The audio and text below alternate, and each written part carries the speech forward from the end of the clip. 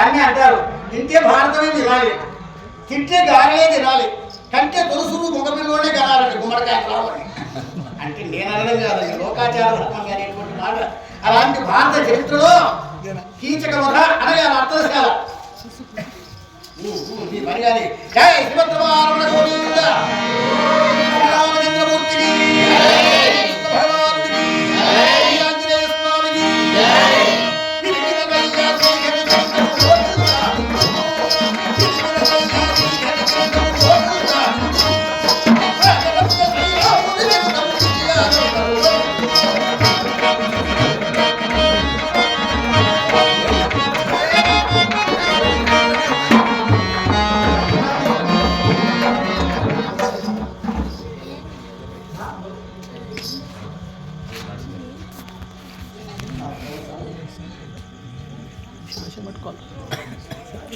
ఉండే లైటింగ్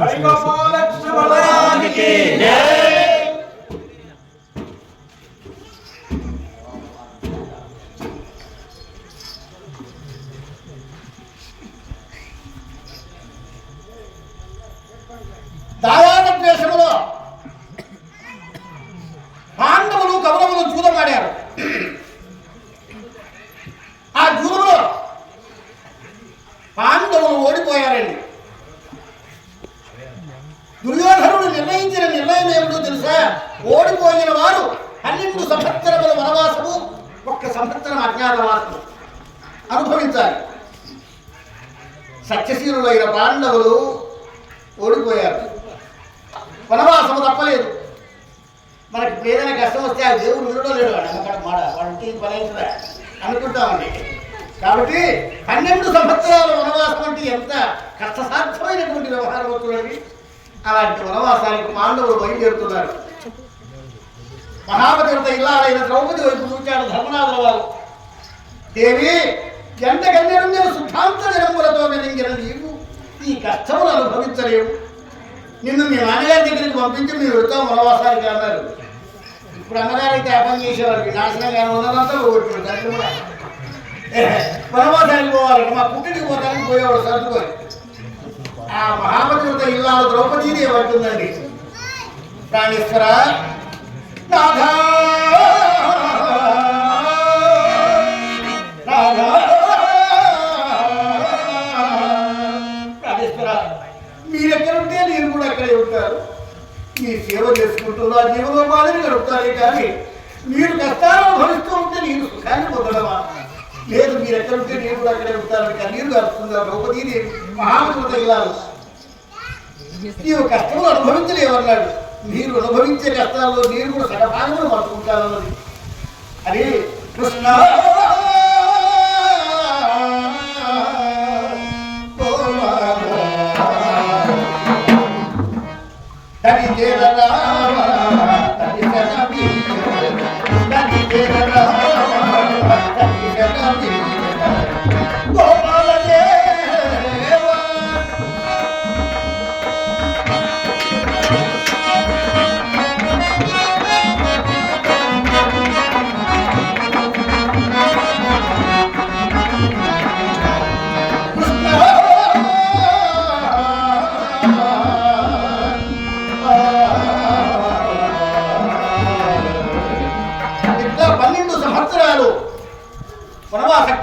వనవాసములు అనుభవిస్తూ ఉన్నారు.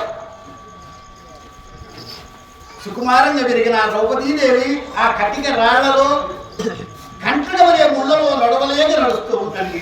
అబ్బా ప్రాణేశ్వరా నేను నడవలేరు అంటూ కన్నీరు గారుతుంది.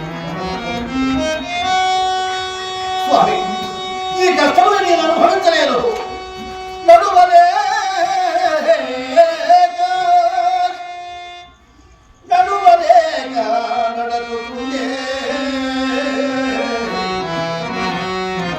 నడువలేక నడుస్తుందా మహాతల్లి.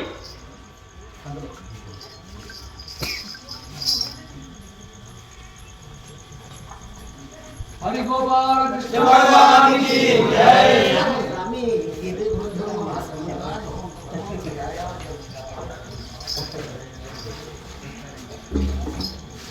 12 సంవత్సరములు వనవాసం అనుభవించారని పాండవులు.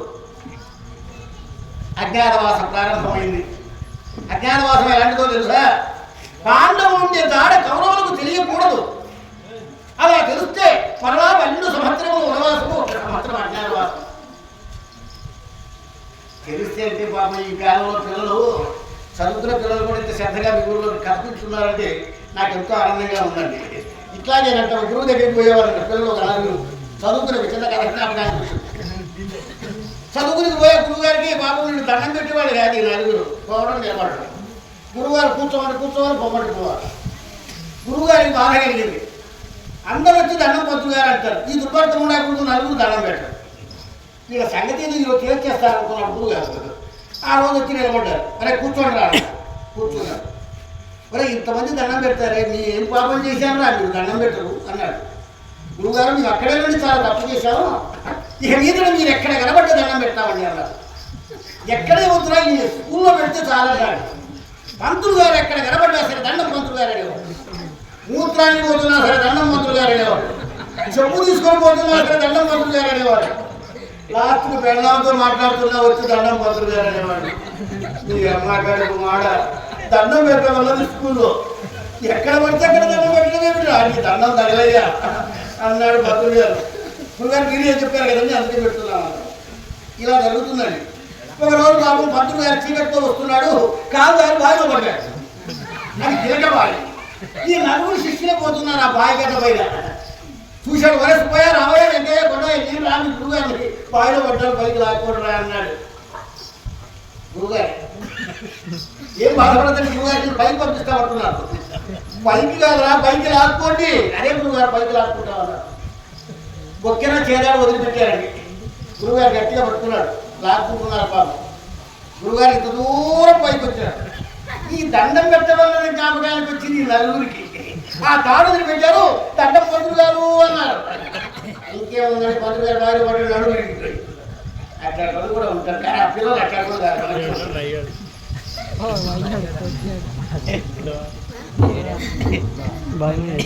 12 సంవత్సరాలు అజ్ఞాతవాసం ప్రారంభమైంది. అజ్ఞాతవాసం 1 సంవత్సరం రోజు ధర్మరాజుల వారితో అర్జునుడు భీమసేనుడు అంటున్నాడు, అన్నయ్య ఈ అజ్ఞాతవాసం ఎలా అనుభవించాలి?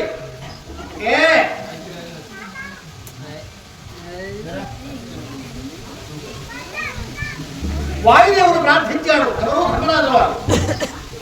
వాయుదేవుడు సాక్షాత్కరించాడు. ఆయన ధర్మరాజా నన్ను విరమించిన కారణం ఏమిటో చెప్పమన్నాడు. తండ్రి గారు ఈ అజ్ఞాతవాసం ఎలా అనుభవించాలో అర్థం కాలేదు అన్నాడు.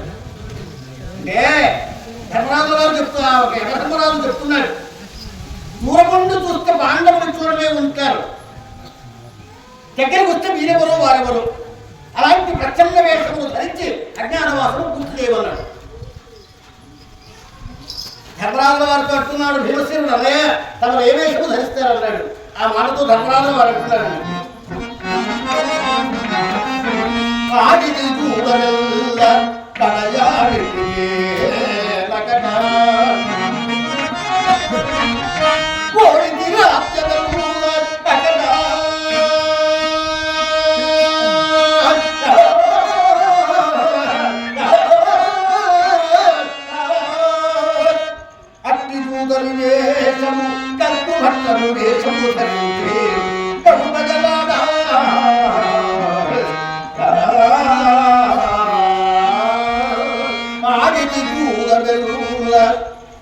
చూదములో రాజ్యం భ్రష్టుడనయ్యాను, సర్వరాజ్యం ఓడిపోయాను, అన్నదమ్ములను కూడా పందెంలో పెట్టాను, కడసారికి భార్యను కూడా పందెంలో పెట్టాను.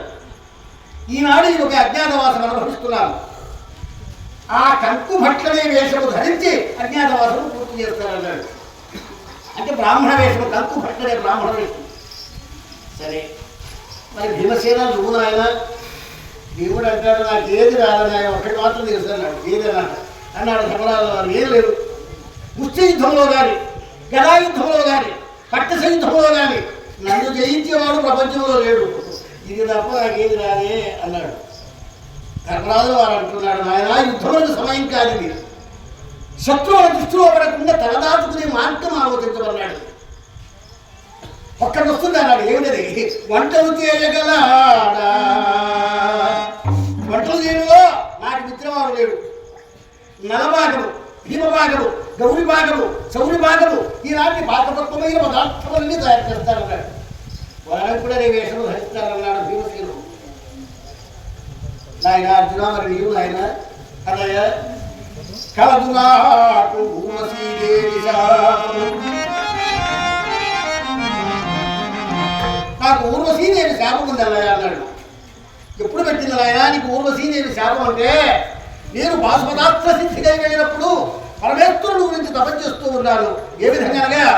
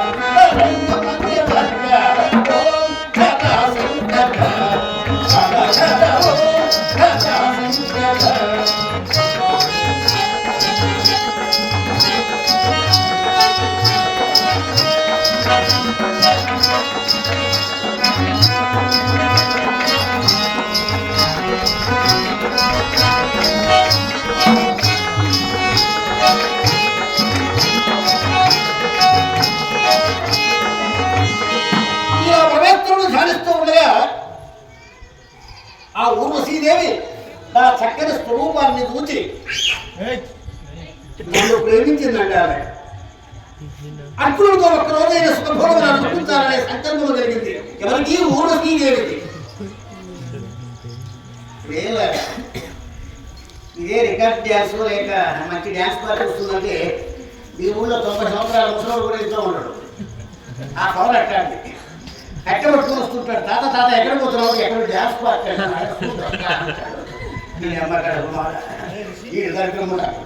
అని కదా చెప్తున్నారు. హైదరాబాద్ నుంచి వచ్చి అయ్యగారు వచ్చారని. తాతయ్య పోదామంటే ఎందుకు లేదు ఆయన నడువులు వస్తుండే పండుకుంటామంటాడు. ఇదండి ఇప్పుడుండే పరిస్థితి. కాబట్టి మేము అన్ని రకాల ఆరుదేరి 40 సంవత్సరాల అనుభవం అధికధా రంగంలో ఆంధ్ర, తెలంగాణ, మహారాష్ట్ర, కర్ణాటక కూడా అయిపోయింది కాబట్టి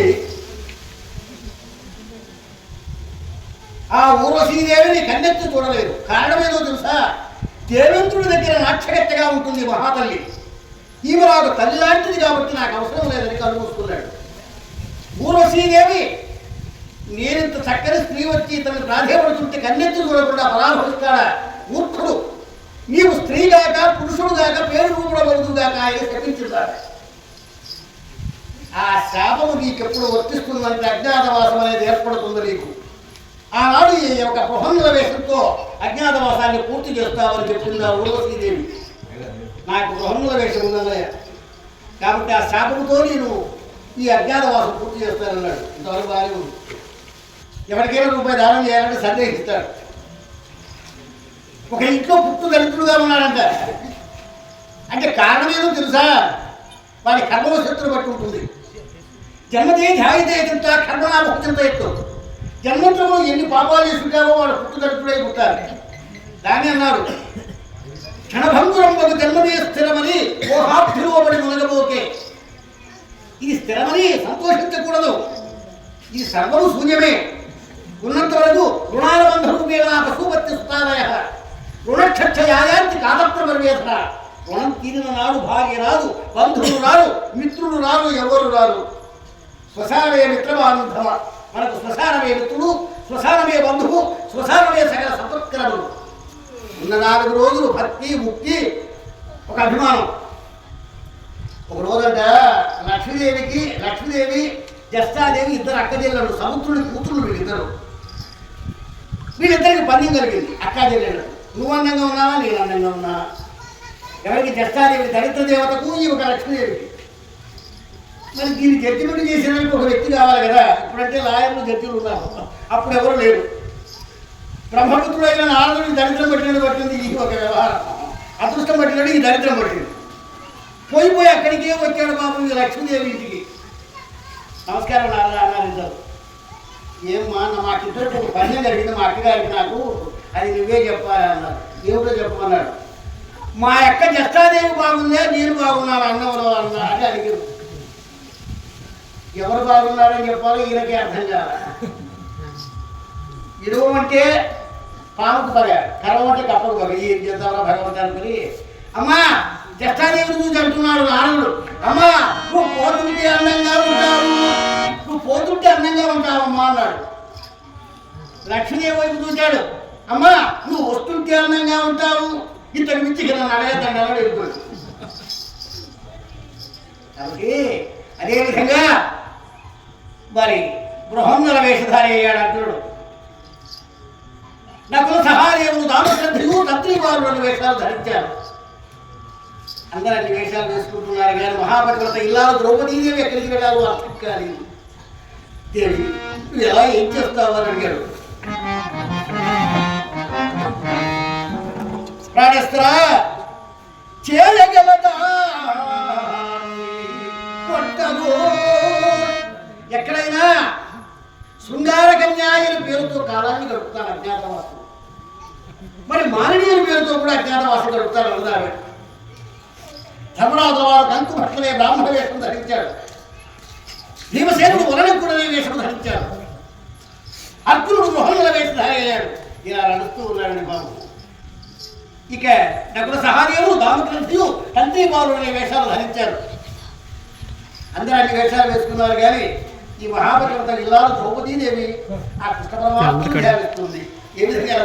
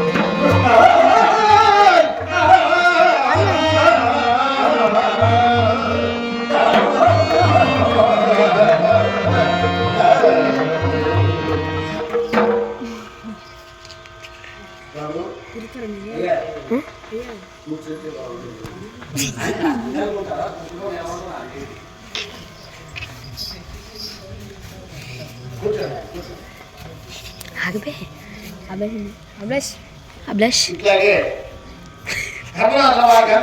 బ్రాహ్మణ వేషం ధరించాడు. అర్జునుడు మోహనుల వేషం ధరించాడు. మరి భీమసేనుడు వలనకుడు అనే వేషం ధరించాడు. ద్రౌపదీదేవి మాననీయుల వేషం ధరించింది.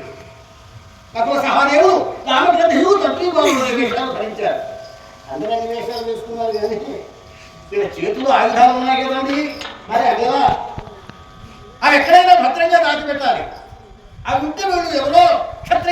కుమారుణ్ణి అనుమానిస్తారు కవలము. ధర్మరాజు వారి గర్భం వచ్చిన ఆయన సహదేవ ఈ ఆయుధాలు ఎక్కడ భద్రపరుస్తామన్నాడు. అంటే ధర్మరాజు వారితో అట్టుకున్నాడు సహదేవుడు ఎందుకు ప్రత్యేకతగా అడిగాడంటే భీష్ముడికి ఎంతటి తెలుగుపరుడు సహదేవుడు అంతటి తెలుగుపరుడు. జరిగేది జరగబోయేది భవిష్యత్తు వర్తమానం చెప్పే శక్తివంతుడు ఎవరు? సహదేవుడు. ఏం లేదమ్మయ్య, ఆ ఒక శ్మశానంలో శమీ వృక్షం ఉంది. దాన్ని మనం శమీ వృక్షం అని కొందరు అంటారు, జమ్మి చెట్టు అని కొందరు అంటారు. అది ఉదపదంగా వచ్చింది జమ్మి చెట్టు. ఆ శమీ వృక్షం అనే పదం ఎందుకు వచ్చిందంటే ఆ వృక్షం చెంత శమి మహర్షి అనేవాడు తపస్సు చేశాడు. అందుకే ఆ వృక్షం పేరు శమీ వృక్షం అనే పేరు వచ్చింది దానికి. ఆ శమీ వృక్షం పైన మన ఆయుధాలను భద్రంగా భద్రపడుతాము. అలాగే ఆయుధాలన్నింటిని కట్టగా కట్టారు పాండవులు. ధర్మరాజుల వారు వృక్షం ఎక్కాడు, ఆయుధాలన్నింటినీ ఆ శమీ వృక్షం పైన భద్రపరిచాడు. దాని కిందు భాగంలో ఒక శ్మశానంలో ఉండే శవాన్ని తెచ్చి కిందు ప్రక్కన కట్టాడు. కట్టి ఏమైనా మంత్రోపదేశం చేస్తున్నారంటే అర్జునుడు తప్ప నేను తప్ప అన్యులకు ఈ ఆయుధములు భూత ప్రేత వికాసములై ఒక అర్జునుడికి నాకు మాత్రం తప్ప ఈ ఆయుధాలుగా గడపడాలి, ఇతరులకు ఈ ఆయుధాలు భూతాలుగా ప్రేతాలుగా పిశాచాలుగా గడపడాలి అని శాపం పెట్టాడు ధర్మరాజు. శాపం అంటే ఒక ఊర్లో మామలు ఎదురు వ్యాపారానికి బయలుదేరినంట. ముసలోడు మామ, అల్లుడు మంచి వయసులో ఉండడు. మన గ్రామం అంటాడు ఊరికి వచ్చారు, తగిన ఎదురు ఎక్కడ దొరకాలంటాడు. ఊళ్ళో కూర్చొని పాపం ఆలోచిస్తూ ఉన్నారు. ఒరే అల్లుడు కడుపులో మండిపోతుంది, ఎక్కడ భోజనం కూడా అన్నాడు మామ. అల్లుడు అంటాడు, మామ అడిగే అలవాటు నాకు లేదు, నువ్వు తెచ్చి పెడితే నీకు తింటాను. నువ్వు ఎక్కడ దొరికావు వెంటనే అనుకుంటున్నాడు ఆ మామ. ఎదురింట్లో ఏం జరుగుతుంది? వాళ్ళకు లేక కొడుకు పుట్టాడు. వాడు పేరు సుబ్రహ్మణ్య స్వామి పేరు పెట్టుకున్నారు. ఆ రోజు నాగుల చవితి సంవత్సరం అయిపోయింది ఆ పిల్లవాడికి. ఆ రోజు ఆ పండుగ రోజు స్వామికి పుట్టకు పాలు పోసి ఒక్క పొద్దుతో ఉండి మన అబ్బాయికి బ్రహ్మాండంగా మంచి నూతన వస్త్రాలు ధరించి ఎవరికైనా అన్నదానం చేద్దామని నిర్ణయించుకున్నాడు. వాడు పుట్టకు పోయిద్దాం పదండి అంటే ఆమె ముగ్గురు ఎట్లాంటి విశ్వామిత్రుడికి తక్కువ నక్షత్రముడికి ఎక్కువ వాడు, అంత కోపం కలుగు. సరే అలా పోదామని ఇద్దరు వైద్యులు వస్తున్నారు. పోతా తలుపు వార్తలు పెట్టిపోయారు. నాకు కూడా అంటాడు, మామ ఇందాకేమన్నావు ఆకలిస్తున్నావు కదా, ఎదురింట్లో పదార్థాలు సిద్ధంగా తయారైనాయి, మనం వెళ్ళడం పెట్టుకోవడం తినడం ఆలస్యం, ఇక పద మామ ఎదురు చూస్తున్నావు అన్నాడు. ఈ తినే లోపల వాడు వచ్చారనుకో భోజనం పూర్తి అవుతుంది, దేహశుద్ధి కూడా పూర్తయింది. నీకెందుకు మామ నేనున్నాను కదా పోదాం అన్నాడు. వచ్చేసరికి ఇస్తరా తీసుకున్నారు, సెలవుకి ముందు పాయసం పోసుకున్నారు, బ్రహ్మాండంగా లాగించేశారు. పులిహోర పెట్టుకున్నారు, బ్రహ్మాండంగా లాగారు.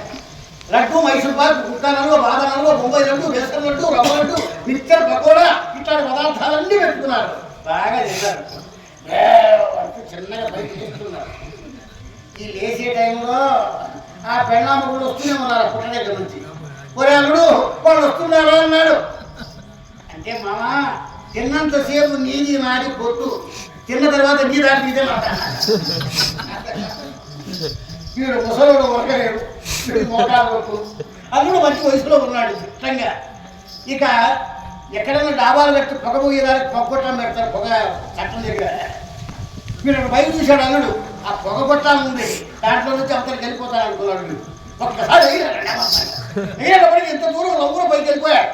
ఇక్కడికి వచ్చేటప్పటికి కరెక్ట్ ముందుకు వచ్చింది కదా, ఇరక్కపోయాడు. అక్కడ బయట పోలే ఇంటికి రా. వాడి పరిస్థితి అది.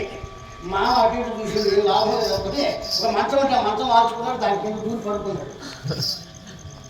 ఏమైనా పూజ పూర్తయింది కదా, భోజనం పెట్టవే అన్నాడు. పెడుతున్నానండి అన్నది పాపం ఇస్లాగేసింది. పులిహోర పెట్టాలని పోతే ఒక మెతుకు లేదు.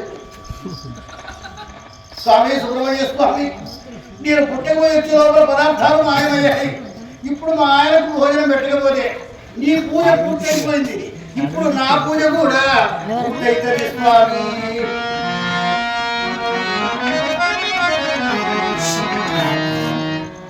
ఏం చేయాలో అర్థం కాలేదని లడ్డూలైనా పెడదామని పోయింది. ఆ ఒక్క లడ్డు కూడా లేదు అక్కడ.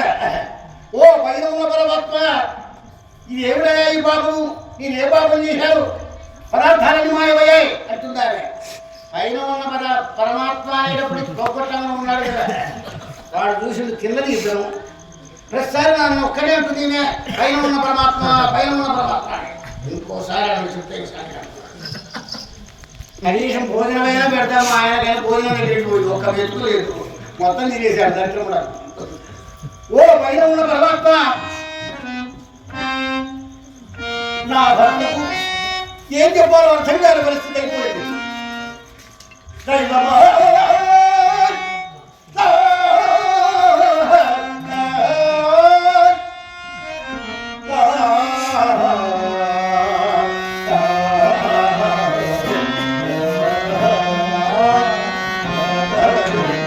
ఇప్పుడు నేను ఏం చేయాలో అర్థం కాలేదు. ఓ పైన ఉన్న పరమాత్మ, ఏదైనా దారి చూపుమా. ఓ పైన ఉన్న పరమాత్మ ఏదైనా దారి చూపమనేటప్పటికీ ఆ పొలగొట్టంలో ఉండి వాడికి మండిపోయింది. ప్రతిసారి పైన ఉన్న పరమాత్మ అంటుంది. చిన్నది ఇద్దరం నన్ను అంటున్నావు పైన ఉన్న పరమాత్మని. ఆ మంచం కింద ఉండేవాడు. ఇంకేముందండి, ఆకలితో ఉన్నాడు వీడు, ఆయన మొగుడు అంటే పైకి తీసుకుడు. వీడు ఇంకొని ఉన్నాడు ఆ పొగొట్టంలో. కాలు బట్టి కిందికి రాయి 4 తీశాడు. వీడు బాగాలేనప్పటికీ మంచం కింద ఉండేవాడు అంతా ఎప్పుడు పోయాడట. అట్లాంటి రోజులు కూడా ఉన్నారు. ఇప్పుడు మన పరిస్థితి మంచం కానీ దగ్గర ఉన్న పిల్లలు ఒకరొకరు లేచిపోతున్నాడు. అందుకని వాళ్ళ గురించి చెప్పాల్సి ఆ భయం కూర్చున్నాడు. మంచి సీట్ చూసుకున్నాడు.